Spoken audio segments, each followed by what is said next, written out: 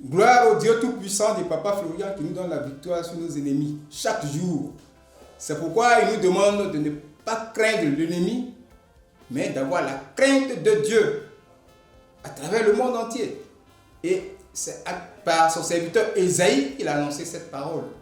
Dans Ésaïe chapitre 59, verset 19. Nous allons lire la parole de Dieu.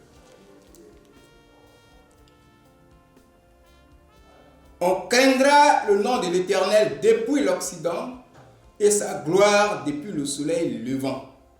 Quand l'ennemi viendra comme un fleuve, l'Esprit de l'Éternel le mettra en fuite.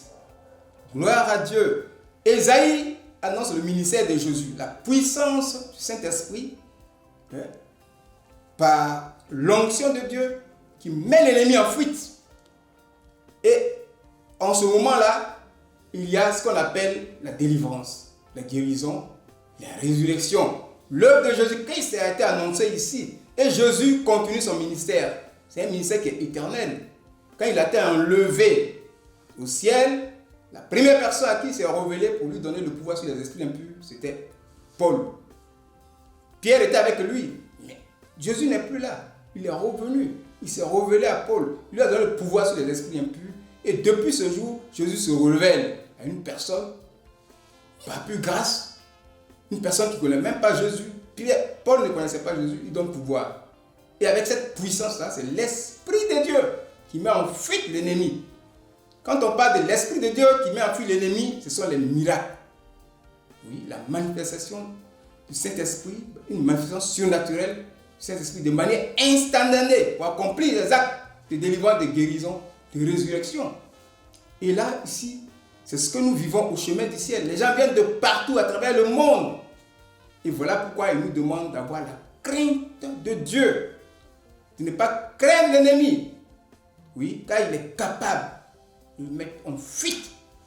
Oui, l'ennemi a fui, tu es guéri et tu n'es plus délivré et tu es libre.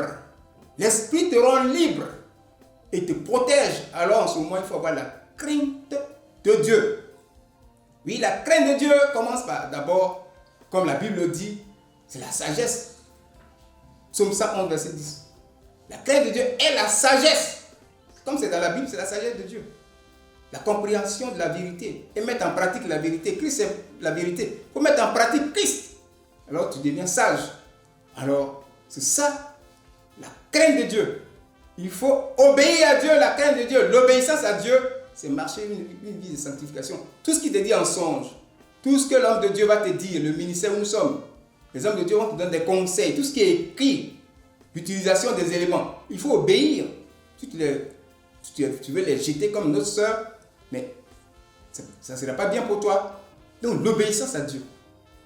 Il faut respecter ce qui est consacré à Dieu. C'est ça la crainte de Dieu, on respecte. Les éléments sont consacrés à Dieu.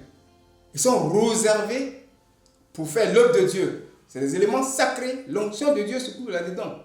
Il faut les respecter. Il faut respecter les serviteurs de Dieu, les servants de Dieu. Dans la maison de Dieu, il faut respecter ce qui est mis en place pour servir Dieu. C'est ça la crainte de Dieu. Bien aimé, il faut avoir peur de la colère de Dieu. Le châtiment de Dieu. Oui, il faut avoir peur de la colère de Dieu. Dieu châtie, Dieu frappe des verges.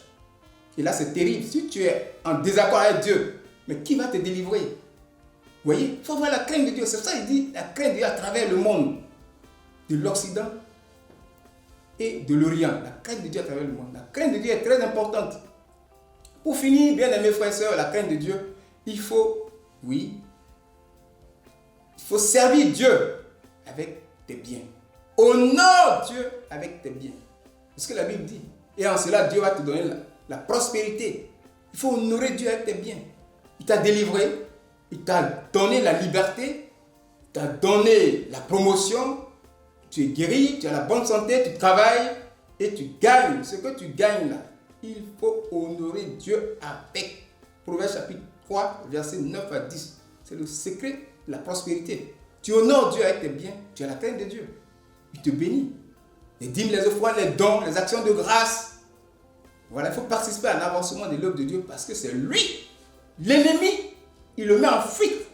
Il n'est pas mort. L'ennemi est là. À chaque instant, le contrôle, il est là. Il est là, il attend. Et Jésus aussi est là à tout moment. Il met ton ennemi en fuite. Ce n'est pas une action qui s'arrête. Donc, marchons selon cette parole. Oui, c'est ça la crainte de Dieu. Ça, s'attacher à Dieu, c'est le Dieu de Papa Florent qui a la capacité de le faire. Aussi longtemps nous étions, on avait souffert. Mais après avoir raconté le Dieu de Papa Florent, voilà ce qu'il te dit par Isaïe. C'est une prophétie qui s'est réalisée et qui continue. Qui s'est réalisée. L'œuvre du Seigneur continue de se faire à travers des personnes qui se rebellent dans le pouvoir. Donc au chemin du ciel, nous avons la victoire sur nos ennemis. Alors respectons ces paroles, marchons selon ces paroles dans la crainte de Dieu. Sans cela, que le Seigneur va te donner la victoire continue sur tes ennemis jusqu'à la fin des temps. Marchons selon cette parole. Gloire soit rendue au Dieu de Papa Florent qui nous donne la victoire sur nos ennemis. Au nom de Jésus. Amen.